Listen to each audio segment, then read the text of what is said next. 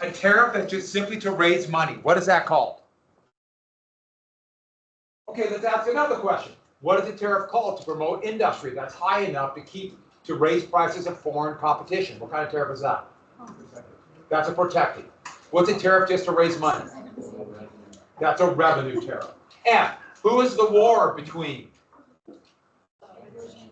Britain and France, Anglo-French War. The Federalists wanted who to win? Britain. And so who wanted the French to win? What party?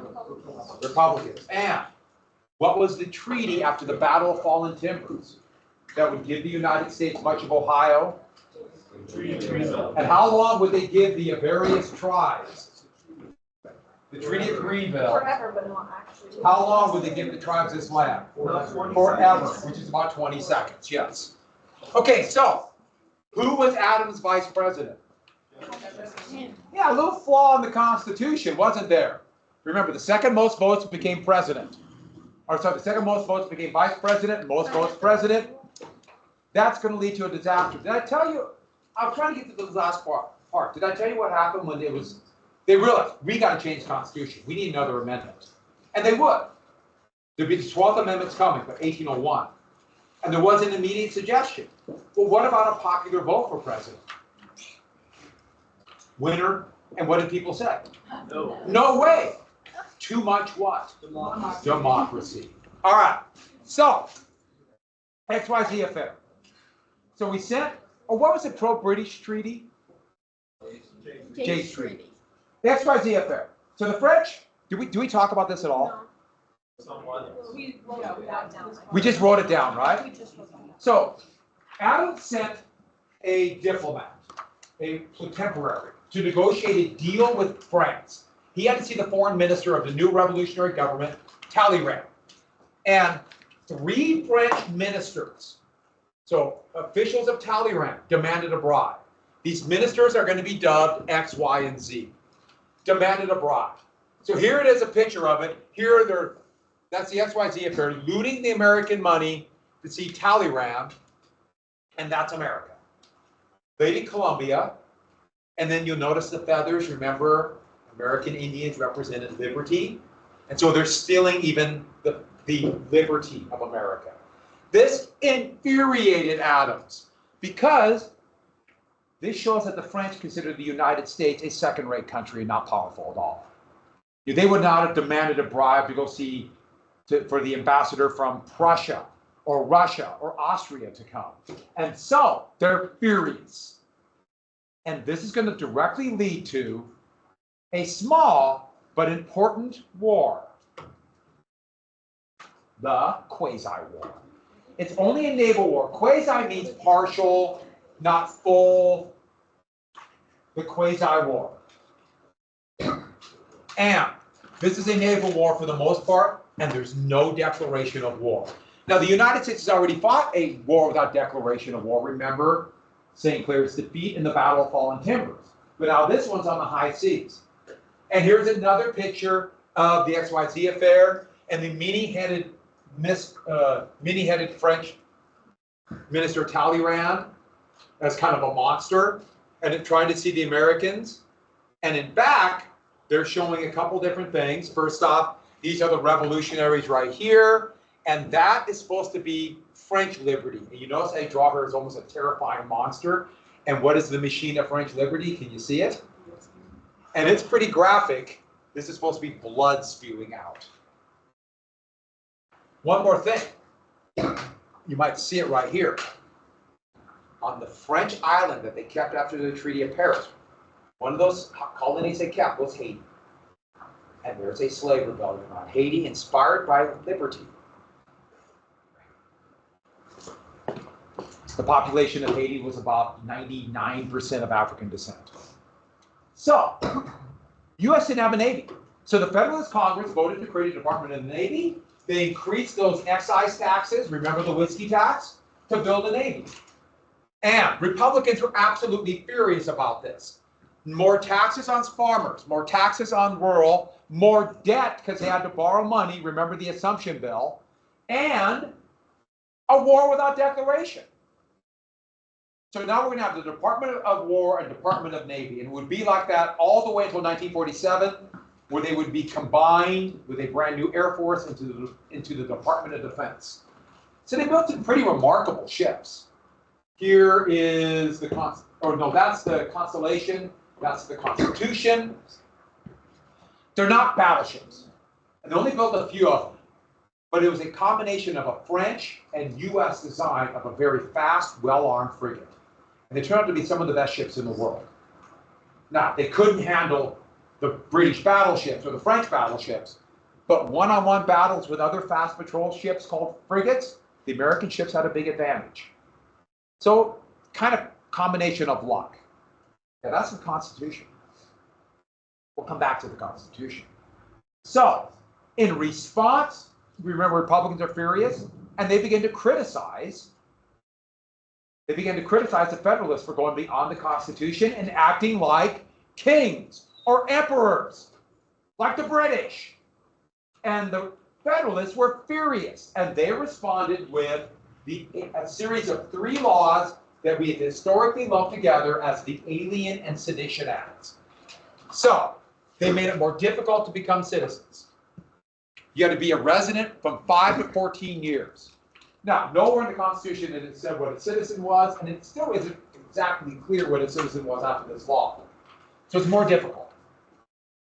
It's exceedingly difficult now to become a citizen. And dangerous aliens. Remember Citizen Guinea who came over? People like him can be deported. And there's no dictionary, so they spelled dangerous with an D-E, so I just put it up there because I kind of like that. And then lastly, here's the biggie. They banned sedition. Sedition is criticism of the government. No criticism of the government. And why did the Federalists do this? They claimed we're at war. And any criticism of the Federalist government, meaning the Federalist president, Adams, or the Congress, or their actions like creating the Navy, is helping our enemies.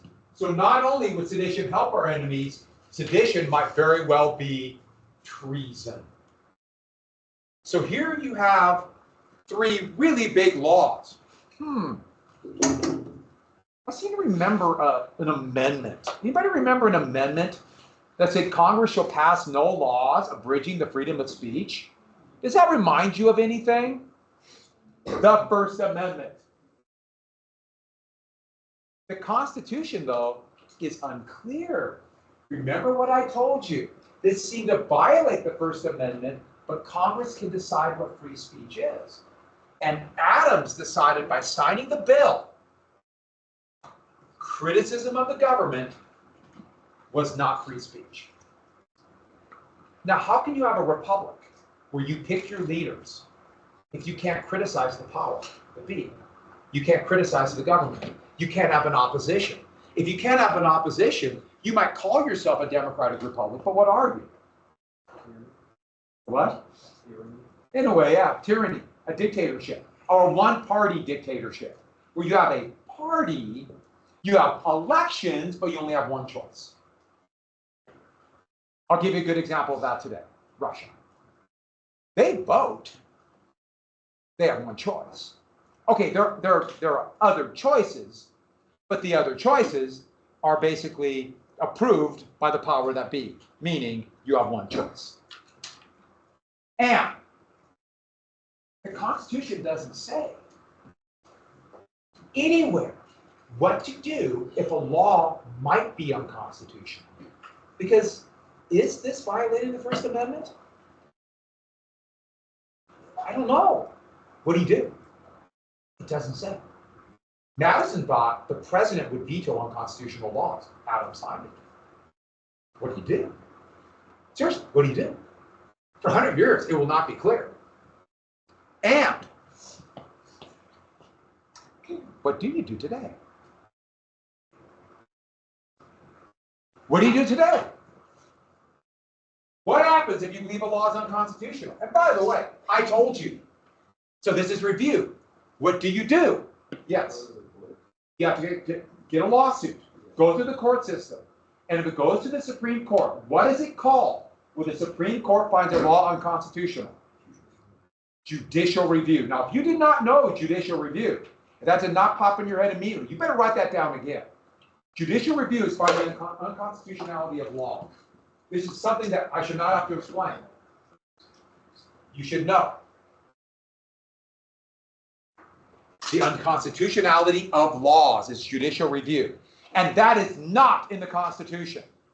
So today I might do that. Don't forget, we have the current Supreme Court is using judicial review more than any other court in American history right now. So, what else? Who is this targeting? Is it really targeting traitors? Or is it really targeting dangerous aliens? It's targeting political parties. What party? Yes. The target is, write down, the Republicans. This is targeting the Republican Party. Who's on the way to Missoula? I forgot there's a football game today, too. There's football across country. I think there's 2 football games in a row. So,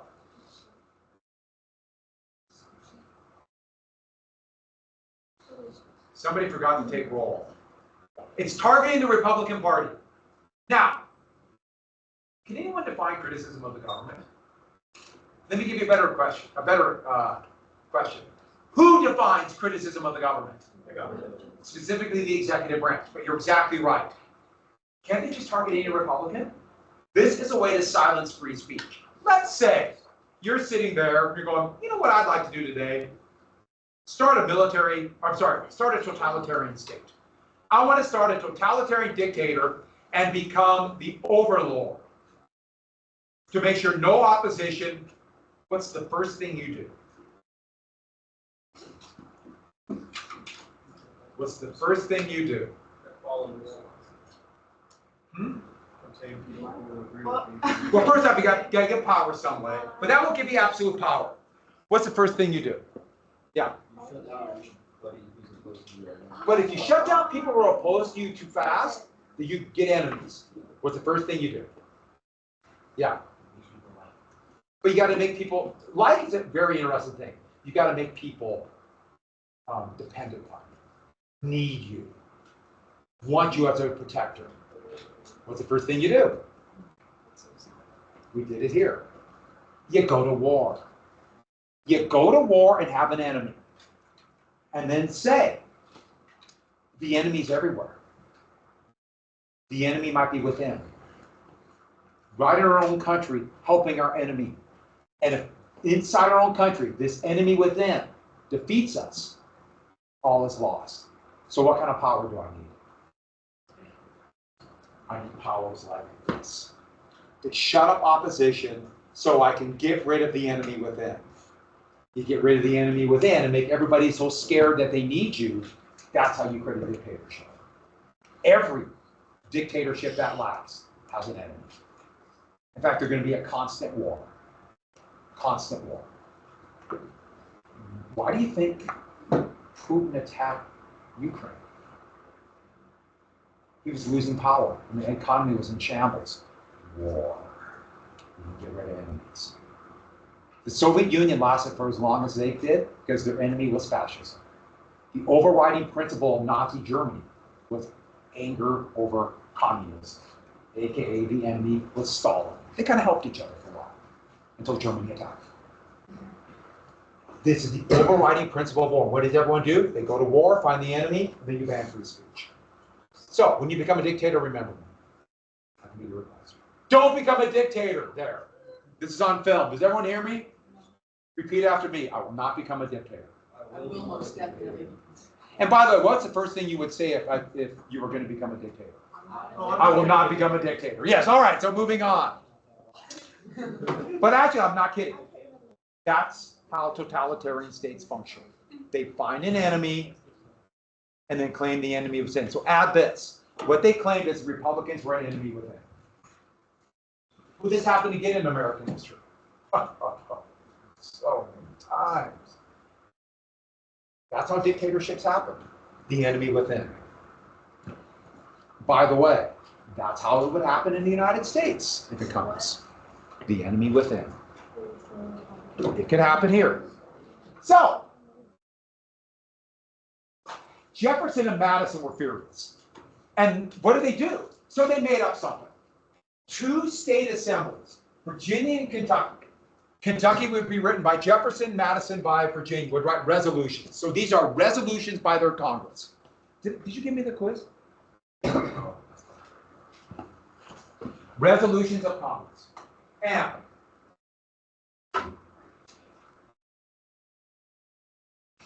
what they said is this: if the president won't do it, the states can nullify, meaning not obey unconstitutional laws. So Kentucky and Virginia are threatening to nullify. This is a copy of it right here. Not obey the Alien Sedition Act. So we won't enforce sedition in this state, and hoping other states would follow. Now this is a big step. This is more Jefferson and Madison threatening the Federalist government for this war and these laws. But the problem is this: if a state won't obey federal law, the nation is done. And if the federal government comes in and says to, let's say, Kentucky, you will obey, what is the next step according to this? If nullify, and the states say, no, we're going to make you follow, then the states will do what? What is it called, the term for leaving the nation? They secede, and that is civil war. Is that what you said? Yeah. Good. Secession is civil war. Everyone knows it. If a state leaves a union, it's war. I got to be clear about this. When South Carolina seceded the union in 1860, beginning to trigger the events that led to Civil War, they knew what they were doing. They were starting a war. Because the country can't survive if the state can leave. If a part can leave, the whole thing falls apart. Fortunately, the quasi-war ended before nullification happened. And this is what we call playing with fire. Jefferson and Madison, author of the Constitution, had just given the prescription to end the Constitution. Also showing how weak this document was. So, less than 20 years later, New England states threatened to nullify the War of 1812. And then less than 20 years after that, Southern states, and this is written for this, threatened to nullify the tariff. A tariff. It was all about slavery. And that just about ended the country right there. If there would have been Civil War in 1833, the United States would have been done. Now, for those of you who like the United States, it was a very good thing that we had the president we did at that time.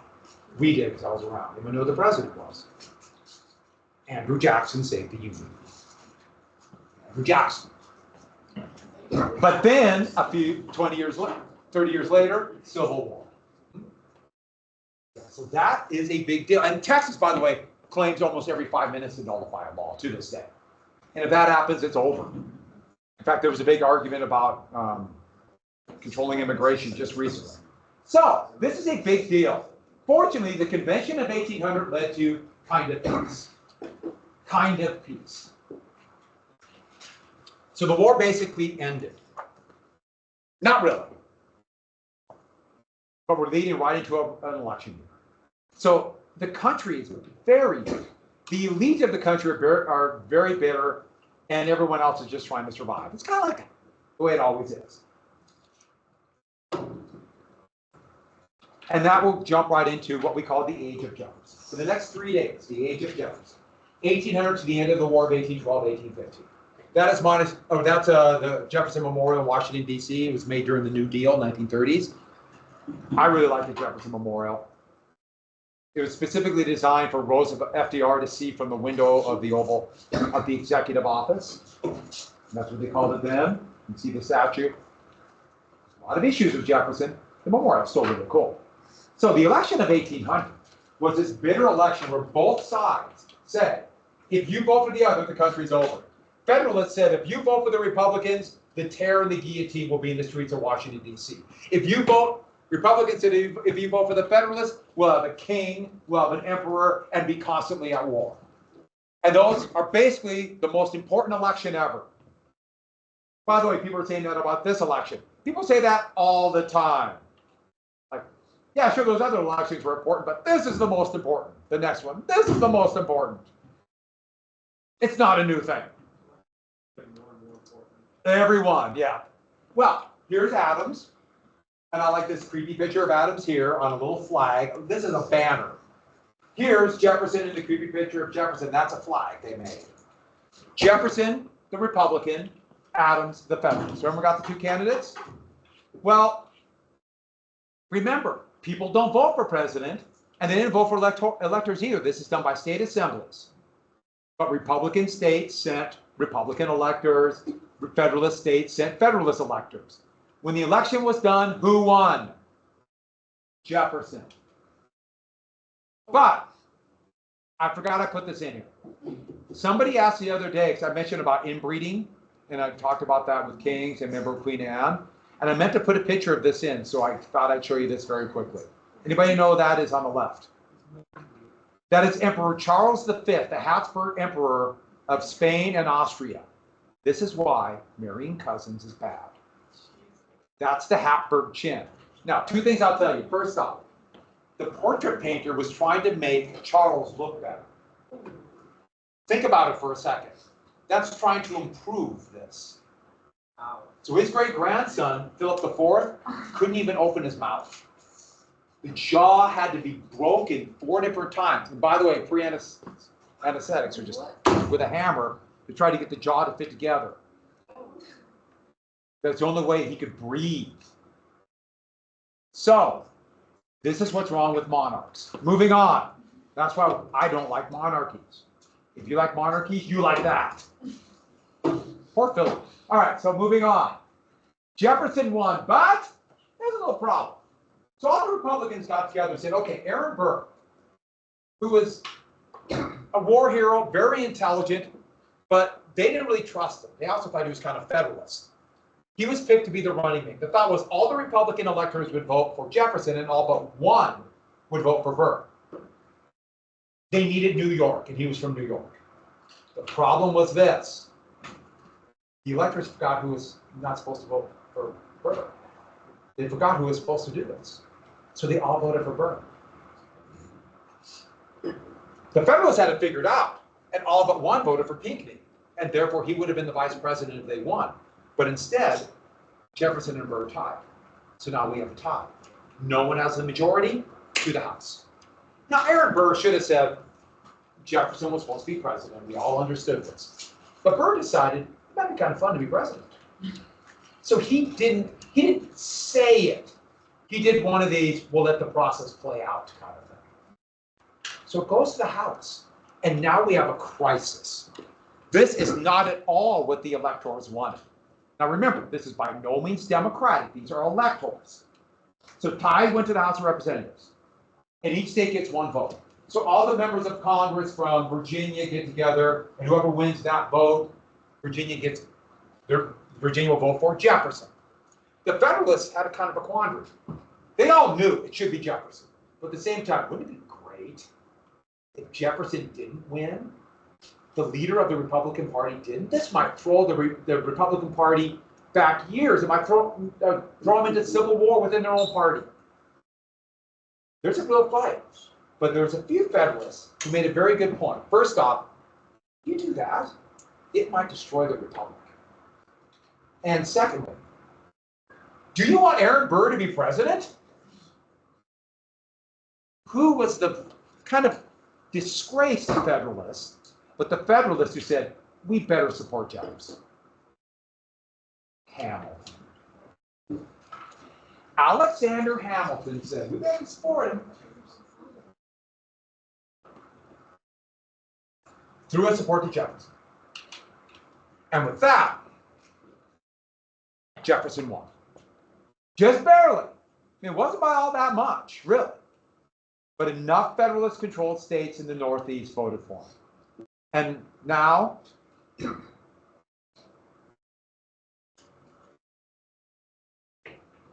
okay. And now, one more little issue. What was the compromise of the Constitution that said they would count slaves? 3/5. So remember, that's going to give which section more members of Congress and therefore more electors. If they only counted free people, and I know this sounds horrific, But I'm telling you about the point of view of the North. If they only counted 3 free people, it would have been totally different. I gave you the name for the 3/5 compromise. What was that called? What power? Do you remember? Slave power. Because of slave power, Jefferson was elected president. And Northerners would soon dub him the Negro president. Not because he's helping anybody of African descent, anybody of darker colored skin. It's because he became powerful because of the slaveholders. If they only would have counted free people, and we know this because of the census, the vote would have been Adams 65, Jefferson 63. Who knows? The Federalist Party would begin a slide that would end the party within a decade and a half. Our entire history could potentially be different. And so Jefferson is going to be attacked for this. So Jefferson, the great philosopher who taught life, liberty, and the pursuit of happiness, and he was not only a slaveholder, but in power because of the slaveholders. So this is a cartoon from Boston. And this is showing Jefferson as, the philosopher, yet he is a slave herder. So he is like the rooster. And here are the chickens, but they are the slaves. And for reasons, I've mentioned this before, and I'll show you other pictures down the road, they drew people of African descent with turbans on. Even though most people in sub-Saharan Africa don't wear turbans, but that's just what they did. They saw turbans, Africa. And that's a pretty damning sign. But it's even going to get worse. In 1804, everyone knew, but it came out public about the fact that Jefferson, after his wife died, Jefferson's wife, personal servant, aka slave, started having redheaded children. Jefferson was a redhead, by the way, if you needed to know. Her name was Sally Heming. And this came out then. Sally Heming. And remember the fornication laws? Remember that? This is from New York City. And this one is showing slavery, Virginian luxuries. So on your right, there's a slaveholder whipping a slave. And on the left, raping a slave. And that's slavery. And you can imagine the slaveholders were just furious. How dare you air out our dirty laundry? Made it bad. It wasn't enough to get Jefferson. Jefferson would be overwhelmingly reelected. But the point is, this issue is out there. And yes, we know Jefferson always denied it. His children from his wife died in 1780. Children from his wife denied it. We now know for a fact, yes, Sally Heming's children were Jefferson's relatives. And one more thing, to give you an idea, remember slavery? Remember we talked about this fornication laws? Sally Heming's father was Jefferson's father-in-law. Do you catch what I'm getting at that? Jefferson's wife's father was Sally Heming's father also. Slave. No. Did everyone catch that? That shows you Virginia luxuries. Pretty amazing, isn't it? So, everyone knew how decadent and horrible slavery was, including Jefferson. But Jefferson is now elected. They're going to call this, okay, I wrote the H.A. Jefferson, I don't know why I wrote that again, but write down the Revolution of 1800. I think I was going to have this original slide, and I moved it, and I forgot to change it. The Revolution of 1800. And it's called the Revolution. Now, Federalists said the Revolution is going to be like the French Revolutions. The Revolution was this, a peaceful transference of power. The Federalist government was replaced by a Republican government, and the government did not collapse. And here's Jefferson. Jefferson liked to act like he was a common man and not the son of an incredibly wealthy plantation owner. He dressed in ripped breeches and more commoner's clothes, would ride his horse around the brand new capital, Washington, D.C., even though he was really rich. It was an illusion. And Adams was so mad, he did not go to the inauguration. And a few presidents have not gone, including Adams' son, John Quincy Adams. So it must be in the Adams family. We must have, Andrew Johnson, Lincoln's vice president after he was impeached. Rutherford B. Hayes didn't go. He just didn't want it. It became the tradition. Who's the last president who did not go to the inauguration? Yeah, Trump. And Trump could very well be reelected. So it's a coin flip right now. And it's going to be very interesting. Biden will, of course, go. I can't imagine him not. But it's coin flipped. Men are voting overwhelmingly for Trump and women are voting for Harris. It's never been such a big divide in our history. Of this divide by sex. Okay, back to this. Revolution of 1800. And it's in Montana too. But not as big. So, let's get to Jefferson's philosophy. Jefferson laid it out in his inaugural address. And it's basically 5 things we got to get. Number 1, the common man. So, common man. The common man. And Jefferson wanted to lay out that he was, it's not common as average, common as not of aristocratic birth. And this is going to be the foundation of Jeffersonian democracy. That common people, regular people, let me give you an example. Most of us can do great things. Can, if given the chance, to fulfill our potential, to go as far as our abilities to take us, that whole pursuit of happiness thing. Therefore, the people are sovereign. Now, this is not really democracy. It did not quite happen, but it would set the roots, Jeffersonian democracy, if the people are sovereign, to the Jacksonian democracy, where it would start. Now, of course, when I say people are sovereign, who did Jefferson and Jackson mean? What kind of people? No, they meant all white men. Rich or poor, remember what he just said. This is everybody regardless of your birth. So this is really radical stuff, but still skipping a significant amount of people. It's radical, but not all-encompassing. So let's look at this house. That's Monticello, or Monticello. It's pronounced both. I've seen it pronounced both. He loved rotundas. He loved classical architecture. He designed it himself. Jefferson was a real Renaissance man. So we look back here and see, how many stories is that? How many stories? 2, maybe basement, you know. Yeah. 4. 4 in a basement. Yep. Jefferson wanted this to look like a 1-story, relatively common house. But he was a very wealthy man. He wanted a big mansion. So he designed it from a distance to look like it could just be 1 story. You know, each window we think of a story, right? But you walk closer to Monticello, and the windows are huge. So there is a floor right here, and another one right here, and another one here, and then up the top. So you open this massive door. So the doorknob is like only 1/3 the way up the door. You open this huge. Well, when I was there, we just saw the front, and we went around the back. And there's this huge foyer, and it's got a floor, and you see another floor right there.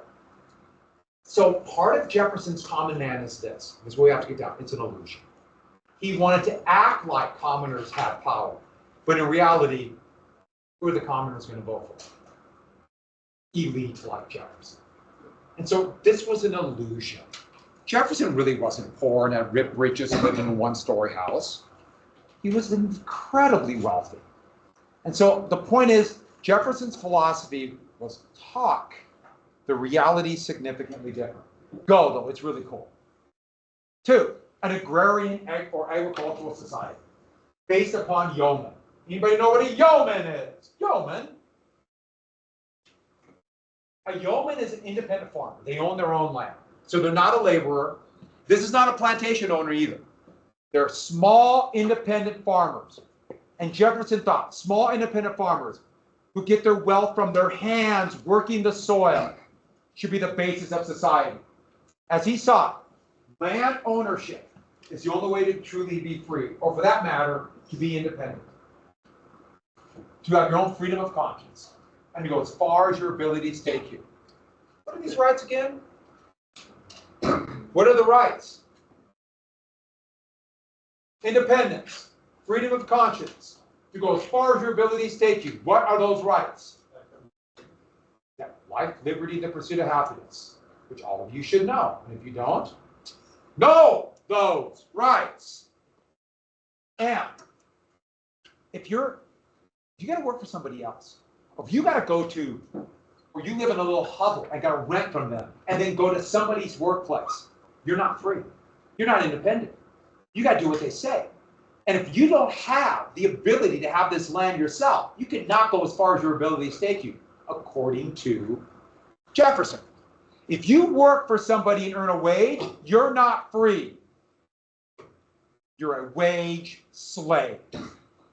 Okay, maybe you're not chattel, slave that's owned by somebody, but you're a wage slave. So this is from the 1860s, a group called the Grange, and this was a farmer's organization. So there's a farmer as surveying his world. Now, very important, his. And here is the idealized settler on the frontier, farming his land. Of course, stealing the land from somebody else. Next, what's the best way to promote the common man and independent small farmer? Oh, we almost forgot the illusion part. Was Jefferson a yeoman? No, he was a big plantation owner. You think he worked his land? Maybe for fun, but slaves worked his land. That's not Jefferson. That's not Madison. Next, fear a large central government. Why? Well, Jefferson was a believer in a philosophy called laissez-faire. Okay, it's French. I'm going to pronounce it like I always learned it being an English speaker. It's actually laissez-faire, but I'm an American, and we speak American in here. So it's laissez-faire. And yes, I did have somebody ask me one time, somebody with a master's degree asked me, why don't we teach American in school? Why do we teach English? I'm not making that up. So just because you have a degree, Are you 100% sure they have masters? 100% certain. Just because you go to college and have a degree, or for that matter, be in an AP class, doesn't necessarily make you smart. It makes you very good at the game of school. Be beyond that and be smart. But back to this. This was a book called The Wealth of Nations by Adam Smith, which we'll get to. But hands off.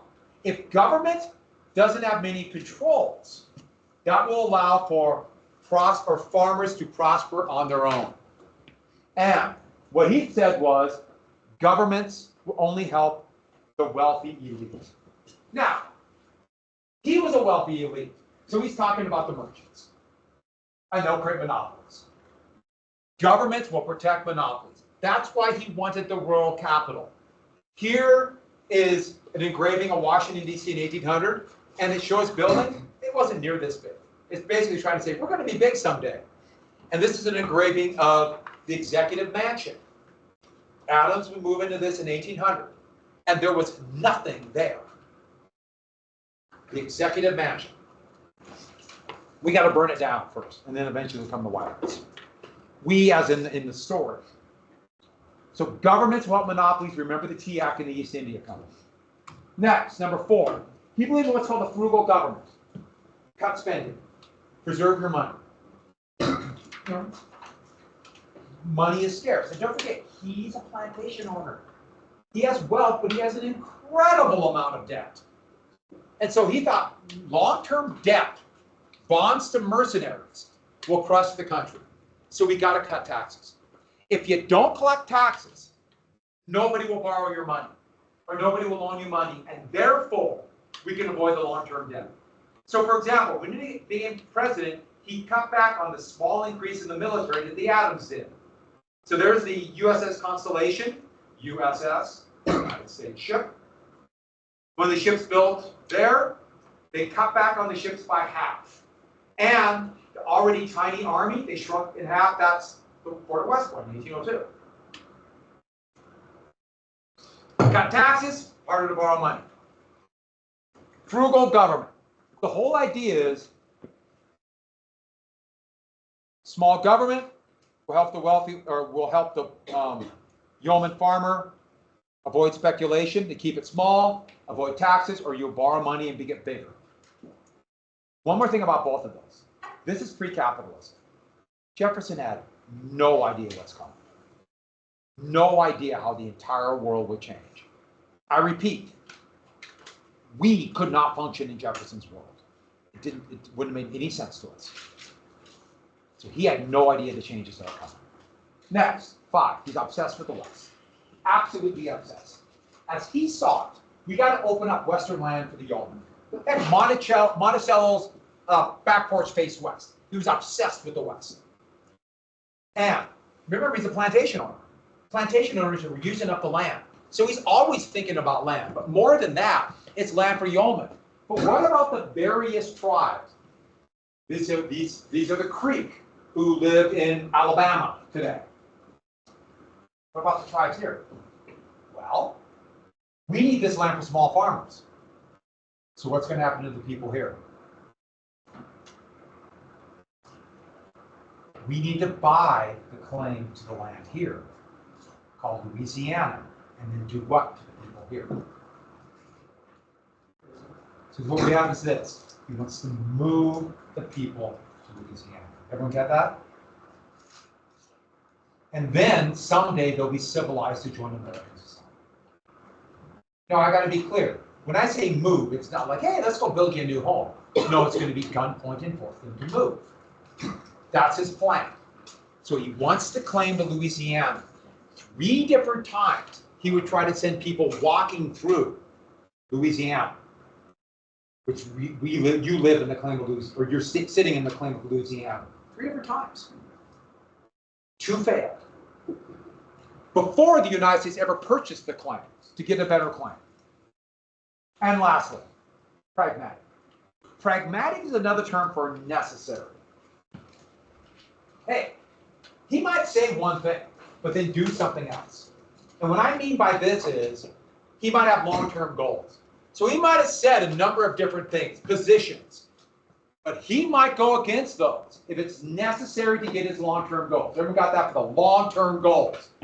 3 examples, ones we saw from the video. There's the signing of the Treaty for Louisiana. The Constitution didn't say we could buy land, stretched it out. He attacked Washington and Adams for doing this, and now he did it. What was the war? Do you remember the name of the war he went to?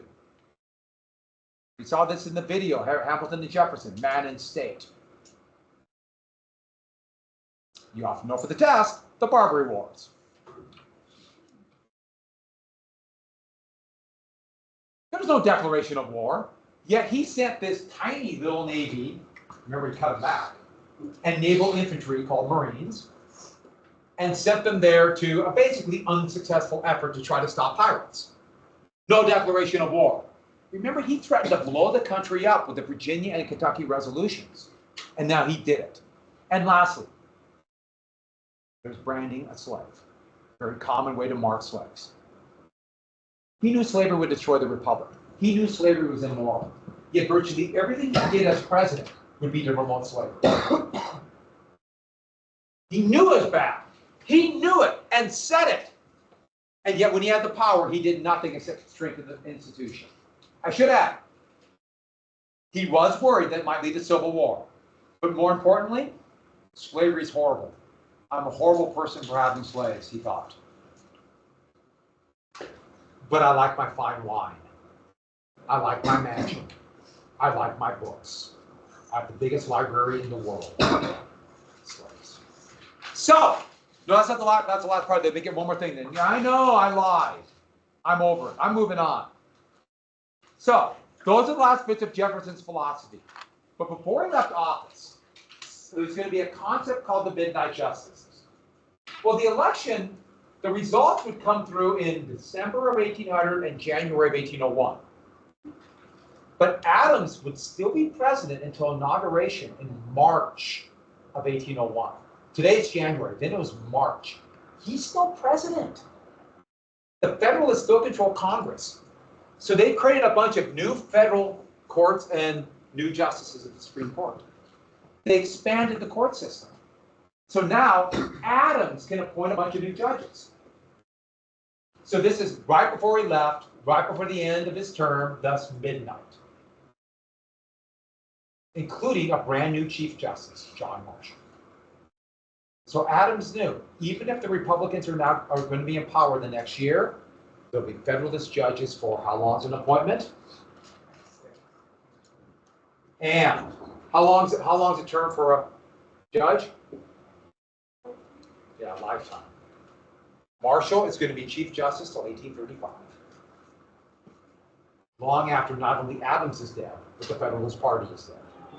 So tomorrow, Jefferson in war. The next day, Friday or Monday, war. Please look at your review list.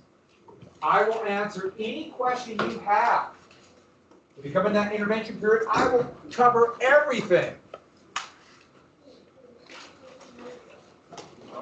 It will be in the form of interpretive dance, but you'll get it.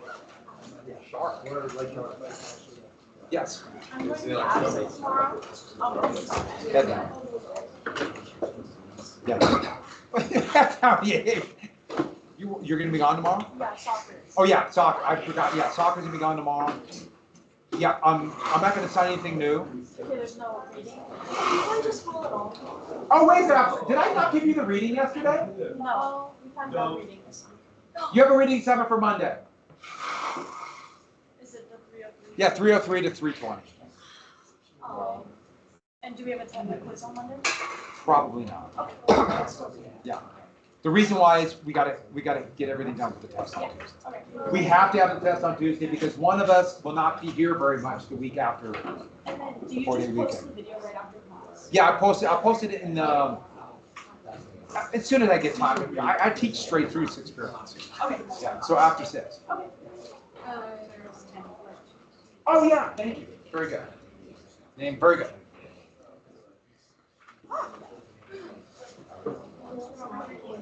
So Alan, when do you want to take that test? You're going to do it on Friday. Yeah. The quiz will literally take you, that's a little reading quiz, it'll take you 2 minutes. So how about tomorrow before class, let's just quick take it. And you always get your minute early. Oh, thank you. Alan. Trying to conspire. Simon.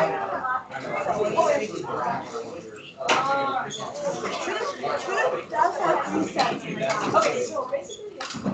Thank you. Now I'm just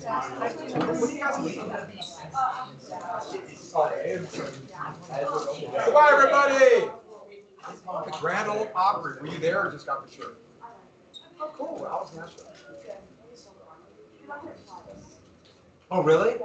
I've never been. I've heard Nashville. Just good to tie it together. Yeah. My mom took me and my brother to read all the fun stuff on somewhere. Good. That's the way it should be. I've heard Nashville is a while. Not a while. There's cheese on the ceiling.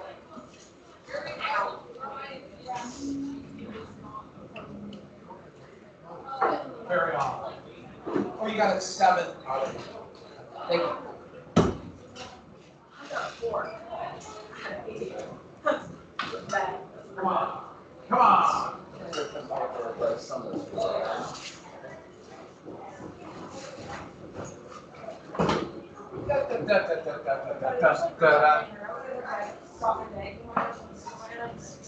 Oh, we got to show. I'm still recording. You know what? I'm choosing not to get rid of it. No. Okay. Why do they?